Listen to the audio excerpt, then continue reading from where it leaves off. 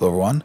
Jesse Webb, TradersPro. Market conditions have moved back up to bullish in a bull market. We've seen some momentum starting to shift back to that upside. We're back up into that bullish buy zone on the momentum and the overall uptrend. And so market conditions continuing to improve. We're seeing not a lot of breadth on this, but that's kind of been the story really for the last little while, last year really. We're seeing just really strong sentiment and really strong momentum on this current on this current move. We are seeing the buy-sell ratio still bearish in control, but working its way back this direction. So we talk about when we have these areas of wide moves in the buy-sell ratio, they just don't last. And we often get these 2 or 3 part moves, and then we start to get this distance. So now we're starting to see them coming back together. We're starting to see this overall trend starting to squeeze back, and we could start to get some confirmation. These are earlier indicators right here than the actual crossover. Once that happens, and then we're in the upside of that trend, that's positive for the continuation of that momentum, but these locations right here are a little bit earlier as they're beginning. If we take a look at SPY, now we've seen SPY move back up into this uptrend. That's what we talked about yesterday. So we now have our bullish profile back. A couple of days ago, back in here, when we had that color mess, everything was red, yellow, and green, kind of across the board. That's just really indecision. This is also on pretty nice volume on this move yesterday. So let's see if we get some continuation on this move from the S&P. This actually could be good timing leading us into the next few months for a retest of these upper highs. Obviously, we are at these significant all-time highs or approaching them, and that could create some resistance. So we'll see what kind of news items we end up getting this week also. We also are looking at, we've talked about the buy-sell ratio on the Dow. It's now ticked back up to above 1. Same with S&P 100.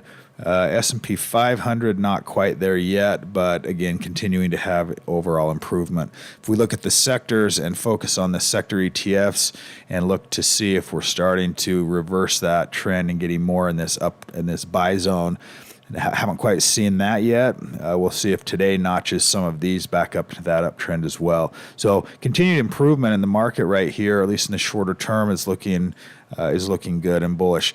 If we take a look at the new buy list, some nice looking stock setups here, medical stocks. I'm just going to refresh this page for us so we can make sure we've got the most recent update in here. And let's go to muscle scans and then to new buys right here. So QTRX, medical stock, it's in the bullish, the upper bullish trend profile, also in the momentum zone, which is essentially above this line, and we're connecting this trending move from here to here.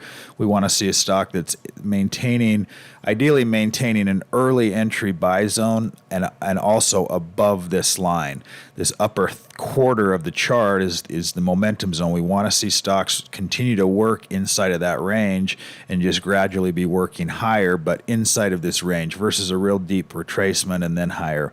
So fitting that criteria, at least for that overall setting. VIST, oil and energy, we're seeing medical, we're seeing oil and energy, seeing financials start to liven back up a little bit. RIG was a new buy the other day, had a big reversal and then another move back up. We're seeing some volatility on these oil stocks, but there's a bullish undertone to that where you're seeing new buys come in and each time on pretty decent increase on overall volume. So now we have RIG, which is a Transocean, also now back in this upper buy zone, connecting this overall trend, pulling back here, confirmation bar, a decent move here yesterday. We'll see if, we're up Friday now, so we'll see if we get any follow through and some continuation on some of these names. If we take a look at muscle ETFs, see if there's anything interesting there, at least on the new buys.